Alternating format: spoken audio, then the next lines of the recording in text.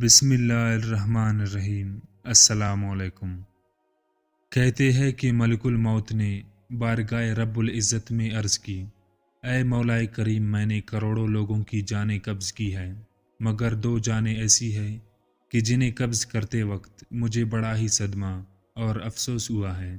میں نے تیرے حکم کی تکمیل ضرور کی، مگر نہایت ہی دکھ کے ساتھ، اور وہ دو، ایک ماں اور ایک بیٹا تھا۔ واقعہ کچھ اس طرح ہے کہ ایک جہاز غرق ہو گیا تھا، اور ایک عورت نے اپنے شیر خوار بچے کے ساتھ ایک تختے کا سہارا لینے میں کامیاب ہو گئی۔ تختہ دریا میں بہہ رہا تھا اور ماں اور بیٹا اس پر سوار تھے۔ اے مولا کریم، اچانک تیرا حکم ہوا اور میں نے ماں کی جان اس تختے پر نکال لی۔ میرے لیے پریشان کن بات یہ تھی کہ ماں مر چکی ہے، اب بچے کا کیا اشر ہوگا؟ بچہ ایک ٹوٹے ہوئے تختے پر سوار ہے، اور تختہ ارآن پانی کی لہروں کی تپیڑے کا رہا ہے، جو کسی وقت بھی کسی تیز لہر کی زد میں آ کر الٹ سکتا ہے۔ بچے کے لیے نہ خوراک کا انتظام ہے، نہ کسی نگراں کا بندوبست ہے۔ دریا کے کنارے دو بھی کپڑے دھو رہے تھے۔ اچانک کسی کی اس بچے پر نظر پڑی تو تختے کو کھینچ کر لائے۔ بڑے حیران ہوئی کہ ماں مر چکی ہے، بچہ بے یار و مددگار تختے پر زندہ سلامت موجود ہے۔ وہ لوگ اس بچے کو اپنے سردار کے پاس لے گئے۔ سردار بیچارہ بے اولاد تھا۔ سردار خوبصورت بچہ دیکھ کر اس پر اس کا دل آ گیا، اور سردار نے بچے کو اپنے نگرانی میں لے کر اسے اپنا بیٹا بنا لیا۔ یہ بچہ 8-9 سال کی عمر کا تھا کہ اپنے ساتھی بچوں کے ساتھ کھیل رہا تھا۔ اتنے میں بادشاہ وقت کی سواری کا آمد کا شور اٹھا۔ سب لوگ ادھر ادھر بھاگ گئے، مگر یہ بچہ سڑک پر اکیلا کھڑا رہا۔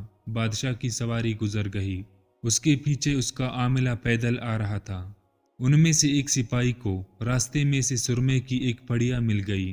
اتفاق سے اس بچے کی نظر بہت کمزور تھی اور سرما کی اسے بہت ضرورت بھی تھی، لہٰذا اس نے وہ سرما بحفاظت اپنے ساتھ رکھ لیا۔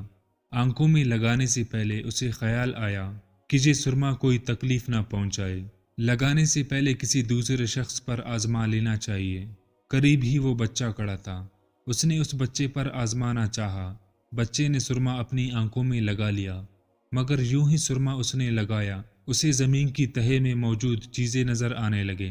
اس نے دیکھا زمین کی اندر بہت سی خزانے پوشیدہ ہے۔ بچہ ہوشیار تھا، اس نے چیخنا چلانا شروع کر دیا کہ سرما لگانے کی وجہ سے میری آنکھوں میں سخت تکلیف پیدا ہو گئی۔ وہ سرمے کی پڑیا گرا کر چلے گئے۔ بچہ سرمے کی پڑیا اٹھا کر گھر پہنچا اور خوشی خوشی باپ کو سارا واقعہ سنایا۔ سردار بڑا خوش ہوا۔ باپ نے کہا کہ ہمارے پاس آدمی بھی ہے اور گدے بھی ہیں، تم سرما لگاؤ، ہم تمہارے ساتھ چلتے ہیں، جہاں کہیں خزانے پاؤ ہمیں بتاؤ، ہم نکال لیں گے۔ چنانچہ ایسا ہی ہوا۔ بچے کی بتانے پر وہ لوگ خزانے نکالنے لگے اور تھوڑے ہی عرصے میں امیر بن گئے۔ بچہ جوان ہوا تو اس نے پرزے نکالنے شروع کی۔ ان کے پاس دولت کی فراوانی ہو گئی، زمین کی تمام خزانے اس کی نظروں میں تھے۔ اس نے آہستہ آہستہ بہت سے آدمی اپنے ساتھ ملائے۔ اس کے بعد تمام سرداروں کو ادھر ادھر کر دیا اور خود سردار بن گیا۔ آخر نوبت یہاں تک پہنچی کہ اس نے بادشاہ کے ساتھ بھی ٹکر لے لی اور اسے مغلوب کر کے خود بادشاہ بن گیا۔ اس بچے کا نام شداد تھا، اور یہ وہی بچہ تھا جس کی ماں تختے پر ہی مر گئی تھی، اور یہ اکیلا دریا کی لہروں کے ساتھ بہہ رہا تھا۔ کہتے ہیں کہ جب یہ برسر اقتدار آیا تو اس نے حکم دیا کہ ایک ایسا کمال درجے کا شہر آباد کیا جائے جس کی ایک اینٹ سونے کا ہو اور دوسری چاندی کا ہو، اس میں ایک عالیشان باغ ہو جس میں دنیا کی ہر چیز میسر ہو۔ جب وہ شہر ہر لحاظ سے مکمل ہو گیا تو شداد نے ارادہ کیا کہ جا کر اس شہر کا نظارہ کیا جائے۔ چنانچہ وہ شہر کو دیکھنے نکلا۔ ابھی وہ دروازے تک ہی پہنچا تھا کہ ملک الموت کو حکم ہوا اور اس نے وہی اس کی روح قبض کر لی۔ اسے اتنا بھی موقع نہ دیا کہ اپنے بے مثال باغ کو ایک نظر دیکھ سکتا۔ ملک الموت نے کہا کہ اے مولا کریم، اس شخص کی روح قبض کرتے وقت بھی مجھے نہایت صدمہ پہنچا کہ وہ شخص ہر چیز تیار کر کے اسے دیکھ نہ سکا۔ اللہ تعالیٰ نے فرمایا، یہ وہی بچہ ہے جس کی ماں تختے پر مر گئی تھی اور اس پر تجھے ترس آیا تھا۔ اس بچے نے بڑے ہو کر نافرمانی کی، خدا کی حکم سے بغاوت کی اور سرکشی اختیار کی، مگر ہم نے اسے خود ساختہ جنت میں قدم رکھنے کی مہلت بھی نہ دی اور اسے باہر ہی الہ کر دیا۔ اسی جنت کے بارے میں مشہور ہے کہ وہ دنیا میں موجود ہے مگر انسانوں کی نظروں سے اوجھل ہے۔ امیر معاویہ رضی اللہ تعالی عنہ کے زمانے میں ایک صحابی کا اونٹ گم ہو گیا تھا۔